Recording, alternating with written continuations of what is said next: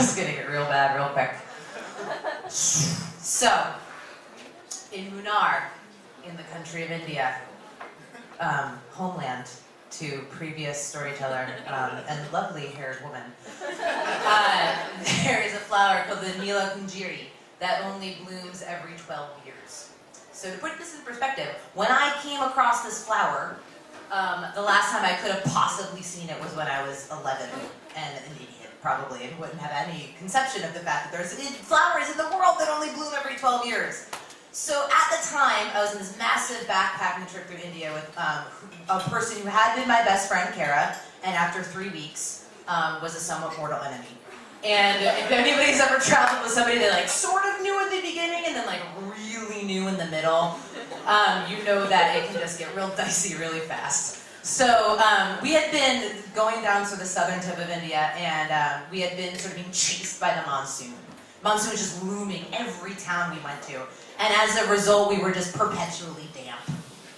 Which, if you already kind of ticked at each other, if you're just wet the whole time, you like really hate each other. Like now, it's like everywhere you're trekking, you're like, and everything's just gross all the time. You're looking at this person, you're like, I hate you, and they're looking at you like, I don't like you either. And so we finally can like come together at this one thing where we're at this one hill town, and we haven't had a very good time because we're wet, and everything's wet, and everything's just gross. And I'm looking in this like weird brochure, and I said, in like 15 miles-ish this way, there's a flower that blooms only every 12 years. And she looks at me, and that is unassailably cool. Like, that's just cool information. That, okay, well, the last time we could have seen this, we were 13 and idiots, and so now we should go, and we're here and we're there. And so we decided we're going to go to Munnar. And it is the most beautiful place you've ever seen. It's in sort of central South India, and it's one of the big tea regions, so there's just rolling hills of beautiful verdant leaves. They're these really tiny leaves, because they're tea leaves. You know, as Tetley has told you, tiny, tiny, tiny leaves. And there are masses of them, and they just sort of roll this way. And so we get there, and it's a sleepy, tiny little town, and we stay at this sleepy, tiny little homestay, which we find out is just this couple's son's room, but he's at university. And so there's like these weird pennants of, there's like Bollywood posters and these weird cricket pennants, and we watch Buffy the Vampire Slayer overdubbed in Malayalam. And we make a plan to go see these flowers, and they're at the top of a hill. And there's this whole cottage industry that's sprung up at the bottom of this hill that only happens every 12 years. And there's rickshaw drivers, and you can't take them because they're on a bike, and your guilt will just kill you. But there's auto rickshaw drivers, and they're like a scooter with a bench in the back with like an awning over the top, and that's not so bad. And then there's the car, and you just feel like a jerk. You can't take a car. So we sit in the middle, we get an auto rickshaw, we get the nicest, sweetest, handsomest auto rickshaw driver, and he's like, I'm going to take you to see these flowers.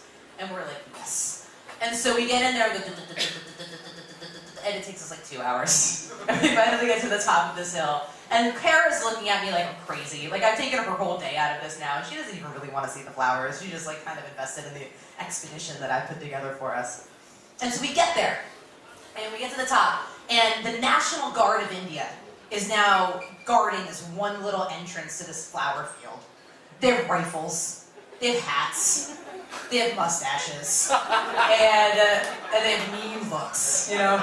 And so I get up there, and we were living in India at the time. We were working and living in India at the time. And what you get is this thing called a non-resident Indian identification card. And it means that you're an Indian for a year. Talk about identity. You are Indian for a year, and it's kind of a dual thing. On the one hand, it protects them, because you need to know the laws. And you can't just be like, oh, I'm on spring break. Like, you have to know what you're doing, and if you break the law, you get to go to jail, and no one can bail you out. And on the other hand, it guarantees you the Indian resident rate on all tourist attractions. Imagine going to Mount Rushmore, and you sit there and you're like, I'm American. They say, great, $5. And then somebody else says, I am German. And they say, great, 85. That's the difference between the non-resident, the non-Indian people rate and the Indian people rate. Because there's a huge tourism industry for Indians, because it's a huge country, it's 22 languages, it's beautiful, and every place is different. And then they also have this huge tourism industry for jerks like me.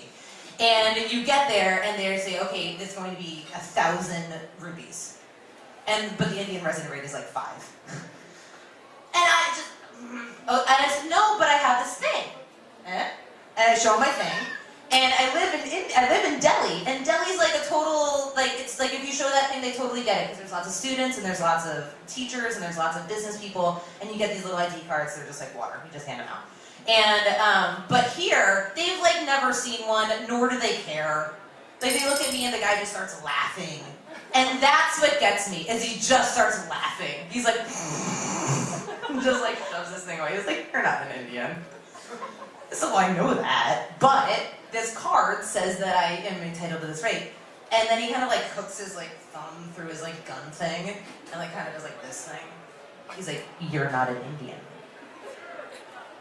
Yes, I know, but this card gets me this thing.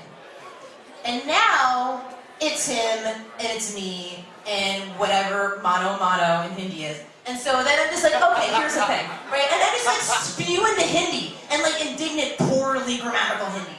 And he doesn't speak Hindi, he speaks Malayalam, and now he's just laughing at me. And then like a total Western thing, I'm like, do you have a manager? And like, he's like, yeah, hi, I'm the manager. I'm like, oh, Jesus. And so like now we're just fighting, we're fighting, and he's just laughing, and everybody else is laughing at me, and I'm laughing at him. And finally I was like, you're a only in Hindi it's and that's way worse. And I just like, I'm like, duh! And like walk away, like that's gonna help. And I'm really, really hurt at this point, because we've had this like 15-minute conversation in which I'm trying to express, and I'm like, here, and I'm a teacher, and I really love what I'm doing, and I just want to see these flowers. And so I sit in the rickshaw, and my friend Kara looks at me, she's like, I know you don't want to hear this, but it was the coolest thing I've ever seen. I'm like, I don't want to hear that. And then my rickshaw driver turns around, and he goes, and we go, and he takes me to the other side of the mountain. And we step out into this gorgeous field of Nila Kundari, and he looks at me, and he says, TK, and he's, is that all right, teacher? And I'm like, yeah, that's all right.